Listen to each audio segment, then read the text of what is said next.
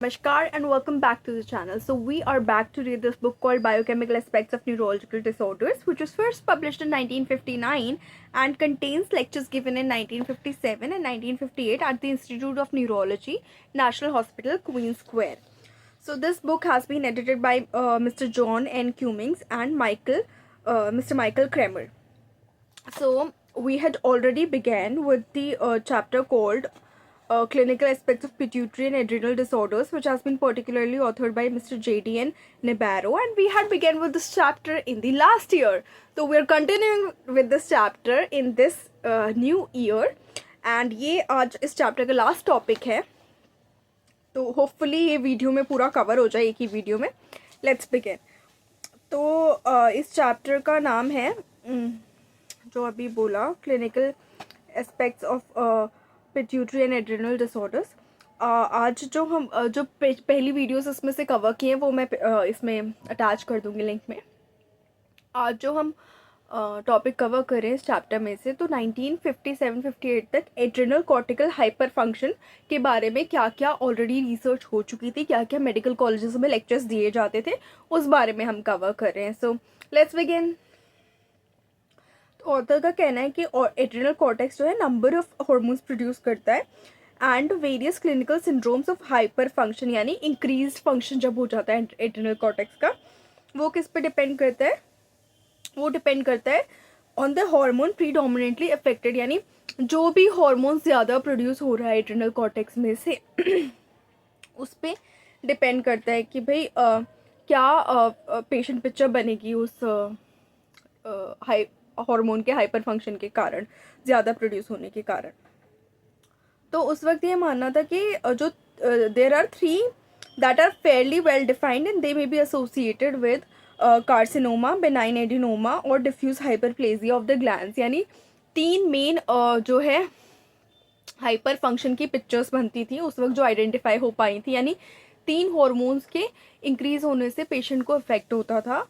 और भी होता होगा तो उस वक्त आइडेंटिफाई नहीं हो पाए थे. 3 हाइपर फंक्शंस आइडेंटिफाई हो पाए थे और ये रिलेटेड होते थे या तो पेशेंट को एड्रिनल ग्लैंड का कार्सिनोमा की वजह से ये चीज़ हो जाती थी, या फिर बेनाइन एडिनोमा यानी ग्रोथ हो जाती थी ग्लैंड की, लेकिन वो बेनाइन इन नेचर होती थी, यानी नॉन कैंसरस होती थी, जिसमें नॉन कैंसरस ट्यूमर डेवलप हो जाता है that grows slowly from the epithelial tissue that covers the gland, या फिर diffuse hyperplasia of the gland, यानी यूनिफॉर्मली इंक्रीज हो जाती थी सेल्यूलरिटी ग्लैंड की due to combined hypertrophy and hyperplasia. Hypertrophy का मतलब होता है increase in the size of an organ और a tissue due to the enlargement of its component cells. वही हाइपरप्लेसिया होता है number of cells in the tissues and organs increase. Hypertrophy में basically cell size increase हो रहा है और hyperplasia में सेल का नंबर इंक्रीज हो रहा है.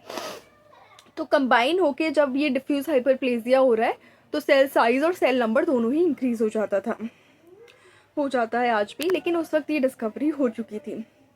तो फर्स्ट जो ऑथर ने डिस्क्राइब किया है इस एड्रिनल कॉर्टिकल हाइपर फंक्शन के नीचे, फर्स्ट जो चीज़ डिस्क्राइब की है, फर्स्ट जो पिक्चर डिस्क्राइब की है वो हाइपर एल्डोस्टेरोनिज्म की डिस्क्राइब की है, यानी एल्डोस्टेरोन हार्मोन का ओवर प्रोडक्शन होना, जितना नॉर्मल रेंज है उससे ज़्यादा होना. अब इसके बारे में ऑथर का कहना है कि ये रेयरेस्ट ऑफ द सिंड्रोम्स है of adrenal cortical hyper function, उस वक्त ये माना गया था, and is usually seen in pure form, मतलब इसके साथ और कोई हार्मोन एसोसिएटेड नहीं होता है. जनरली अगर एल्डोस्टेरॉन इंक्रीज होता है तो खाली एल्डोस्टेरॉन ही इंक्रीज होता है एड्रिनल कॉर्टिकल हाइपर फंक्शन में.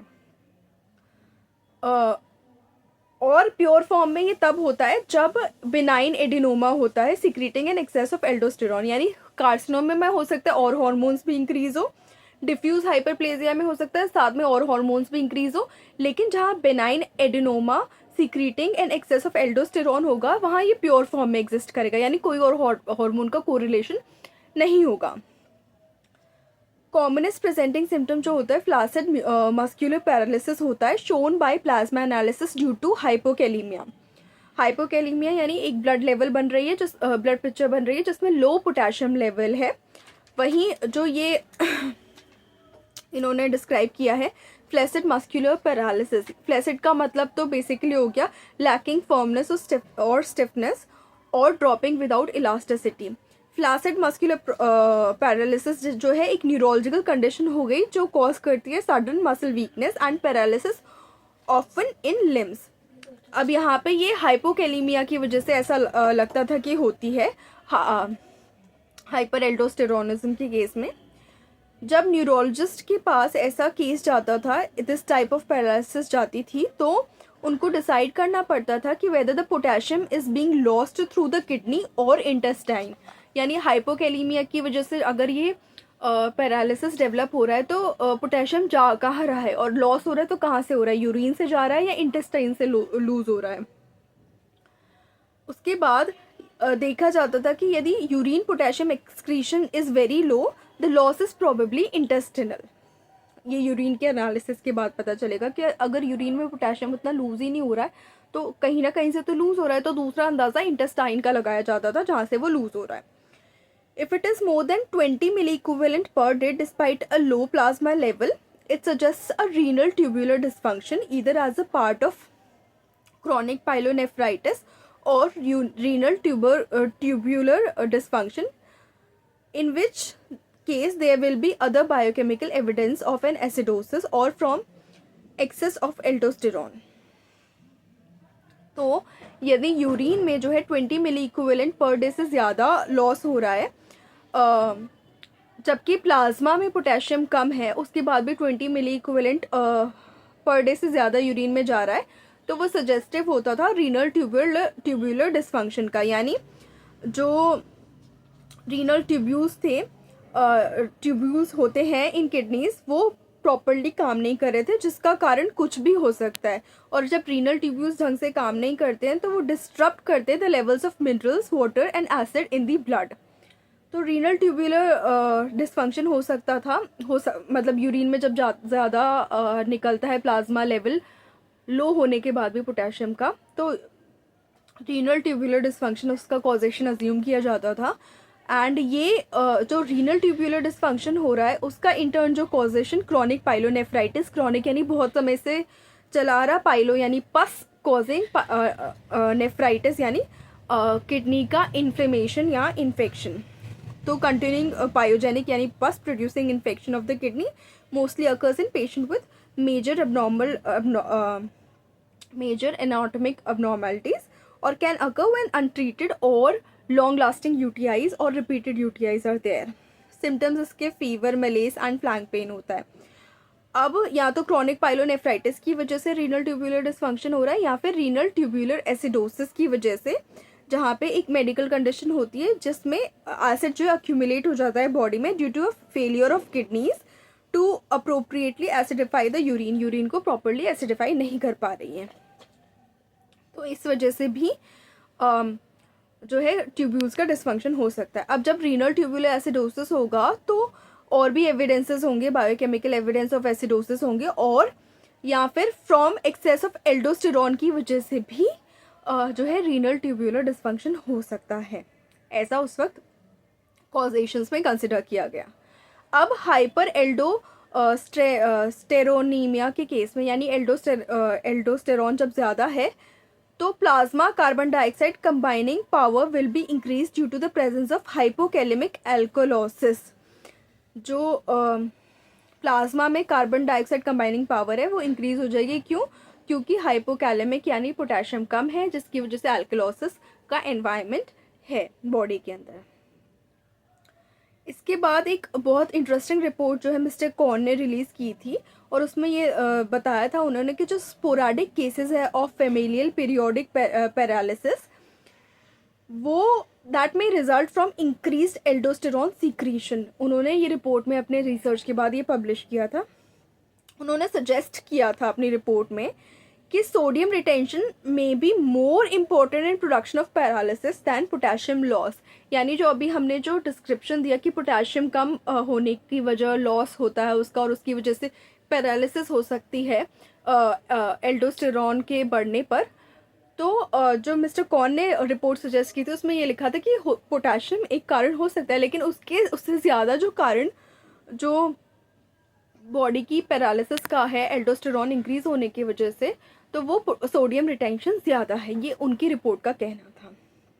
सो हाइपर एल्डोस्टेरोनिज्म के बारे में इतना ही ऑथर ने यहाँ पे दिया हुआ है। नेक्स्ट उन्होंने कवर किया हुआ है कुशिंग सिंड्रोम।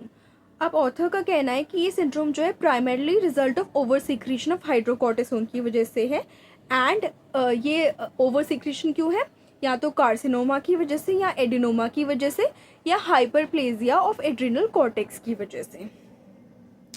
बहुत सारे केसेस में एड्रिनल एंड्रोजन सिक्रीशन भी इंक्रीज हो जाता है and in women this produces some evidence of virilization. तो जब इंक्रीज होगा ये एंड्रोजन सिक्रीशन तो कुछ विमेन में विरलाइजेशन भी कॉज करेगा, और जिसकी वजह से देखा जा सकता है कि जो एक डिफरेंट फीचर्स बायोलॉजिकल फीचर्स देखने को मिल सकते हैं, क्योंकि विरलाइजेशन बेसिकली एक बायोलॉजिकल प्रोसेस है जो कॉज करता है development of male characteristics in people who may not be necessarily biologically males. तो ये बायोलॉजिकल मेल्स में भी हो सकता है, फीमेल्स में भी हो सकता है, न्यूबॉर्न्स में भी हो सकता है, और एंड्रोजन्स के इंक्रीज होने की वजह से होता है, जो बेसिकली ज़्यादातर मेल हॉर्मोन्स कंसिडर किए जाते हैं। फीमेल्स में मेल कैरेक्टरिस्टिक्स देखने को मिल सकते हैं, न्यूबॉर्न्स में देखने को मिल सकते हैं ऐसे कैरेक्टरिस्टिक्स जो इंडिकेट करते हैं exposure to male hormones at birth. Male में एक्सपीरियंस हो सकता है प्रिकॉशियस प्यूबर्टी। एड्रिनल ग्लैंड्स जब बहुत ज़्यादा एंड्रोजन्स प्रोड्यूस करती हैं तब ये होता है, और एनाबॉलिक स्टेरॉइड्स की वजह से भी कभी कभी जब देते हैं तो ये हो जाता है। तो विरलाइजेशन कुशिंग सिंड्रोम में भी विमेन में देखने को मिल सकता है। जो एसेंशियल क्लिनिकल फीचर्स हैं due to excess of hydrocortisone वो सिमिलर होते हैं उन पेशेंट्स के जो ट्रीटेड होते हैं by large amounts of cortisone for leukaemia, rheumatoid arthritis and generalised disease. Changes कौन कौन से होंगे, वो मून फेस हो जाएगा यानी पफी फेस हो जाएगा, जिसमें बेसिकली स्वेलिंग हो जाती है साइड्स ऑफ फेस पे, तो पफी फेस लगने लगता है, मून फेस हो जाएगा। क्यूटेनियस स्ट्राई, स्किन पे स्ट्राई देखने को मिलेंगे, मार्क्स देखने को मिलेंगे, इजी ब्रूजिंग, जल्दी निशान पड़ जाएंगे चोट के, एट्रोफी ऑफ स्किन देखने को मिलेगी, ऑस्टियोपोरोसिस देखने को मिलेगी, डायबिटीज़, हाइपरटेंशन।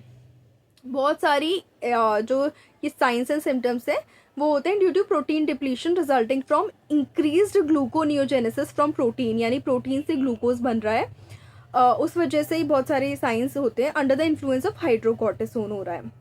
एमेनोरोया यानी मेंसेस का बहुत समय तक एब्सेंट होना, एक्ने, हिर्स्यूटिज्म मतलब कि एक्सेसिव ग्रोथ हो जाना, डार्क और कोर्स हेयर की in a male like pattern on face, neck, chest women में देखने को मिलेगा। ये सारी चीज़ें जो है less consistent features of the syndrome है and when they occur are usually due to some increase of adrenal androgen production, यानी एमेनोरोया, एक्ने, हिर्स्यूटिज्म जो है कुशिंग सिंड्रोम में कम देखने को मिलते हैं, लेकिन जब ये होंगे तो इसका मतलब साथ साथ एड्रिनल एंड्रोजन प्रोडक्शन भी इंक्रीज हो चुका है। जो कुशिंग सिंड्रोम के पेशेंट्स हैं वो बहुत ज़्यादा लाइबल होते हैं किस किस के bouts of severe depression and are difficult to manage. बहुत सारे पेशेंट्स इनमें से एक प्रोपोर्शन जो है पेशेंट्स का साइकोटिक हो जाते हैं and may be admitted to mental observation wards. ये उस वक्त देखा गया था कुशिंग सिंड्रोम के पेशेंट्स में। डायग्नोसिस जो है क्लिनिकल ग्राउंड्स पे तब ज़्यादा किया जाता था and this means atypical cases जो है मिस हो जाते थे जिनकी टिपिकल प्रेजेंटेशन नहीं होती थी।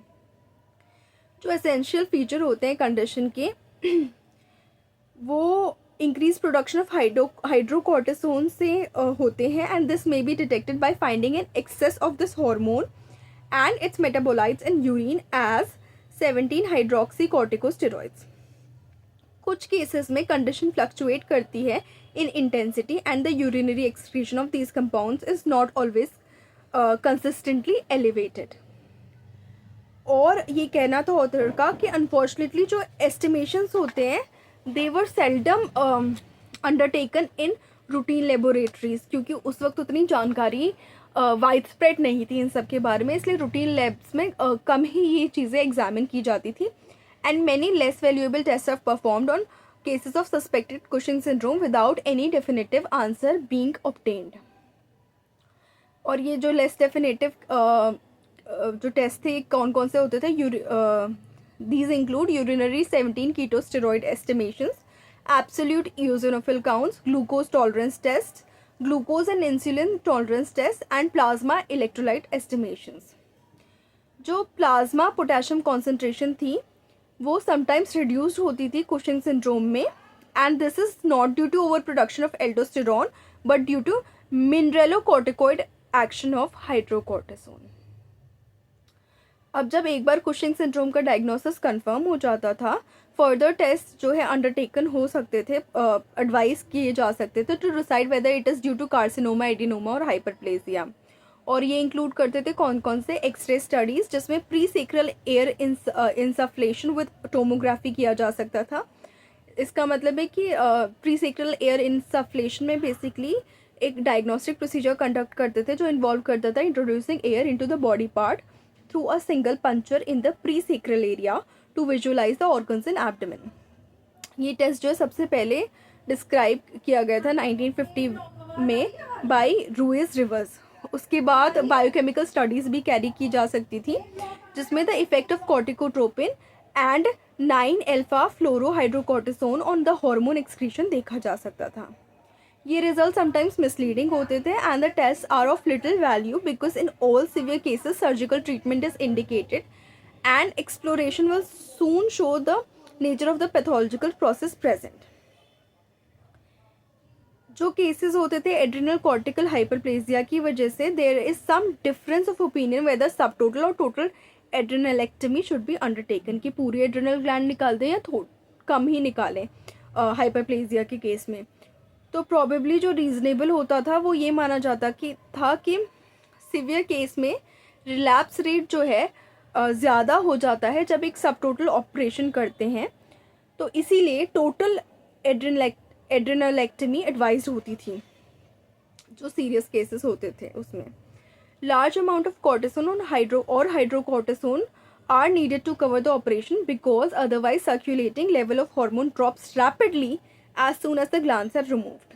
It may take 6 months or a year for the patient to recover from the biochemical and structural derangements produced by the disease, but the ultimate result is in most cases very satisfactory. यानी और भी ज़्यादा hydrocortisone देना पड़ता था जब operate किया जाता था, क्योंकि बॉडी को नॉर्मलाइज होने में 6 मंथ्स लग जाते थे, और उस बीच अगर आप हाइड्रोकॉर्टिसोन नहीं देंगे सर्जरी के वक्त तो एकदम से लेवल फॉल हो जाएंगी और बॉडी के लिए बहुत ही डेंजरस कंडीशन हो जाएगी। ऐसा उस वक्त रिसर्च में पाया गया था और डेली जो है रूटीन पेशेंट्स में रूटीन ऑपरेशंस में पाया गया था। अब ये दिया हुआ था कुशिंग सिंड्रोम के बारे में ऑथर ने। नेक्स्ट जो ऑथर ने दिया हुआ है वो है द एड्रिनोजेनाइटल सिंड्रोम। इसमें क्या दिया हुआ है, excess secretion of androgens by the adrenal cortex produces precocious puberty in boys, virilization in women and no obvious change in adult men. Boys में प्रीकॉशियस प्यूबर्टी हो रही है, विरलाइजेशन हो रहा है विमेन में, लेकिन अडल्ट मैन में कोई ज़्यादा चेंजेस नहीं हो रहे। जो मोस्ट इम्पॉर्टेंट प्रैक्टिकल प्रॉब्लम्स जो होती थी वो होती थी हिर्स्यूटिज्म की, यानी मेल पैटर्न है कि with minor degrees of the virilism in adult women. जो कुछ पेशेंट्स होते थे इनमें से, उनमें एविडेंस मिलता था एक increase production of androgen by the adrenal cortex. In others no adrenal cortical abnormality can be detected. कुछ में एविडेंस मिलता था, कुछ में नहीं मिलता था। ट्रीटमेंट जो है कॉर्टिसोन द्वारा किया जाता था एंड जो ट्रीटमेंट किया जाता था वो may be undertaken in an attempt to suppress the secretions of the patients own adrenal glands, but the results जो है डिसअपॉइंटिंग होते थे उस वक्त। Results are disappointing. कुछ सिलेक्टेड केसेस में सब टोटल एड्रिनलेक्टमी परफॉर्म की जाती थी। तो ये दिया हुआ है एड्रिनोजेनाइटल सिंड्रोम के बारे में, जो कि एड्रिनल कॉर्टिकल हाइपरफंक्शन के अंडर है। So this is it for this topic called adrenal cortical hyperfunction, and by completing this topic we actually complete with the chapter called clinical aspects of pituitary and adrenal disorders of this chapter of this book, actually, which is known by the name biochemical aspects of neurological disorders. So that's it for this video. Please like the video, share the video, subscribe to the channel, and do not forget to hit the bell icon, and please do subscribe to the channel. Thank you so much.